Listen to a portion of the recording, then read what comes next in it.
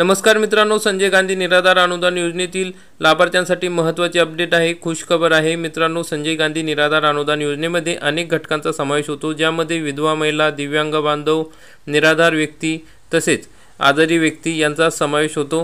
तर मित्रांनो, यामधील या लाभार्थ्यांसाठी आता मोफत शिक्षण म्हणजे 100% शिक्षण शुल्क माफ केले जाणार आहे। तसेच नोकरीत 1% आरक्षण सुद्धा दिले जाणार आहे। तर मग हा कोणता घटक आहे, याविषयी कोणते नियम अटी लागू आहे, कधीपासून हा नियम लागू करण्यात आला आहे, त्याविषयी सविस्तरपणे माहिती आपण आजच्या या व्हिडिओमध्ये बघणार आहोत। तरी मित्रांनो, हा व्हिडिओ शेवटपर्यंत बघा। चॅनलवरती नवीन असाल तर चॅनलला सबस्क्राइब करा, बेल आयकॉनला क्लिक करा। इतर मागास बहुजन कल्याण मंत्री अतुल सावे यांनी शुक्रवारी विधानसभेत महत्त्वाचे निवेदन करत राज्यातील दिव्यांग बांधवांसाठी दरमहा 2,500 रुपये अनुदान देण्याचे जाहीर केले आहे। राज्य सरकारच्या सामाजिक न्याय विशेष सहाय्य विभागाअंतर्गत चालवल्या जाणाऱ्या विविध योजनांतर्गत मिळणाऱ्या दरमहा 1,500 रुपये अनुदानात आता थेट 1,000 रुपयाची वाढ करून 2,500 रुपये करण्यात आले आहे। या निर्णयामुळे संजय गांधी निराधार अनुदान योजना, श्रावणबाळ सेवा राज्य निवृत्तीवेतन योजना आणि केंद्र पुरस्कृत इंदिरा गांधी राष्ट्रीय दिव्यांग निवृत्तीवेतन योजनेच्या लाभार्थ्यांना दरमहा 2,500 रुपये इतके अर्थसहाय्य मिळणार आहे। त्यासोबतच आता समाज कल्याण विभागामार्फत अनाथ बालकांना व्यावसायिक शिक्षण मोफत घेता येणार आहे। ज्या अनाथ बालकांचे किंवा कुटुंबाचे वार्षिक उत्पन्न 8 लाख किंवा त्यापेक्षा कमी आहे, अशा विद्यार्थ्यांना शैक्षणिक शुल्क व परीक्षा शुल्क यामध्ये 100% लाभ शैक्षणिक वर्ष 2024-25 पासून देण्याचा निर्णय शासनाने घेतला असल्याची माहिती महिला आणि बालविकास मंत्री अदिती तटकरे यांनी दिली आहे।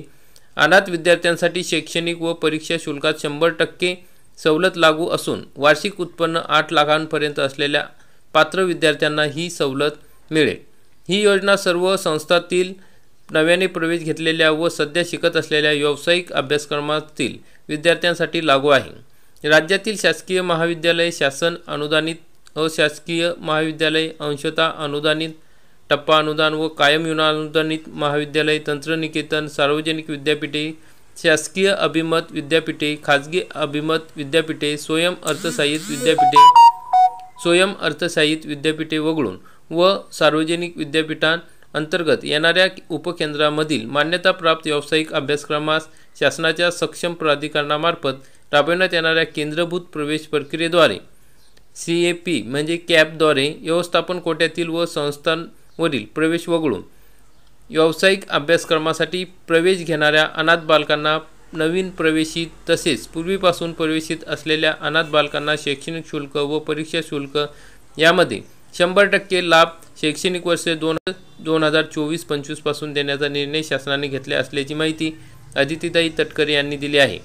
अनाथ मुलांना योजनेचा लाभ प्रथम वर्षाकरिता मिळाल्यानंतर ही सवलत त्यांचा अभ्यासक्रम पूर्ण होईपर्यंत लागू राहील, असेही त्यांनी सांगितले। अनाथ मुलींना सामाजिक आरक्षणातून त्यांच्या सामाजिक प्रवर्गाच्या शिष्यवृत्ती योजनेचा किंवा अनाथ आरक्षणाअंतर्गत शिक्षण शुल्क व परीक्षा शुल्क याकरिता 100% लाभ या योजनेचा लाभ त्यांच्या ऐच्छिक विकल्पानुसार घेता येईल। तथापि दोन्ही योजनेचा लाभ एकाच वेळी घेता येणार नाही।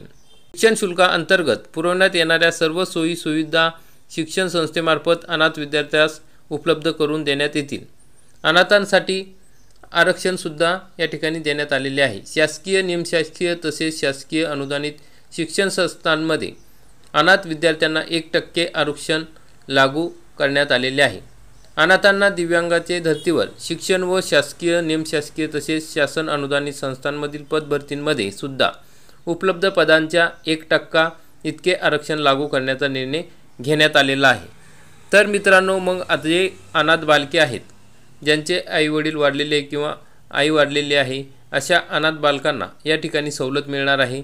मग अनेक ठिकाणी अनाथ बालकांना माहिती होत नाही, त्यांच्याकडे प्रमाणपत्र नसते, त्यामुळे त्यांना या सुविधेचा लाभ मिळत नाही। कारण की अनाथ झाल्यानंतर त्यांच्याकडे लक्ष देणारे असे कोणी नसते।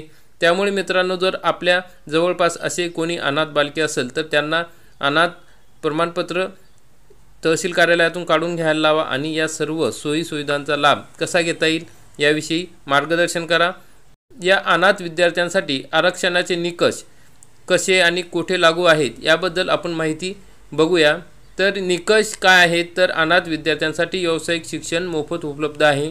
ज्या अनाथ बालकांचे कुटुंबांचे वार्षिक उत्पन्न 8 लाख रुपये किंवा त्यापेक्षा कमी आहे, अशा विद्यार्थ्यांना शैक्षणिक शुल्क आणि परीक्षा शुल्कात 100% सवलत दिली जाणार आहे। तसेच हे लागू कधी होणार आहे तर हे आरक्षण शासकीय आणि निमशासकीय संस्थांमध्ये तसेच अनुदानित शिक्षण संस्थांमध्येच लागू राहणार आहे। शैक्षणिक वर्ष 2024-25 पासून हे लागू केलेले आहे। अनाथ मुलांना शिक्षण आणि शासकीय नोकऱ्यांमध्ये खुल्या प्रवर्गात 1% आरक्षण देण्याचा निर्णय सुद्धा राज्य शासनाने घेतलेला आहे। त्यामुळे मित्रांनो, जास्तीत जास्त या व्हिडिओला शेअर करा आणि आपल्या जवळपास जे अनाथ बालके असतील, निराधार असतील त्यांच्यापर्यंत ही माहिती पोहोचवा आणि त्यांना या शासकीय योजनांचा लाभ घेता येईल यासाठी मदत करा। अशा प्रकारची महत्त्वाची अपडेट होती। आपल्याला जर व्हिडिओ आवडला असेल तर व्हिडिओला लाईक करा, चॅनलला सबस्क्राईब करा। धन्यवाद। जय हिंद, जय महाराष्ट्र।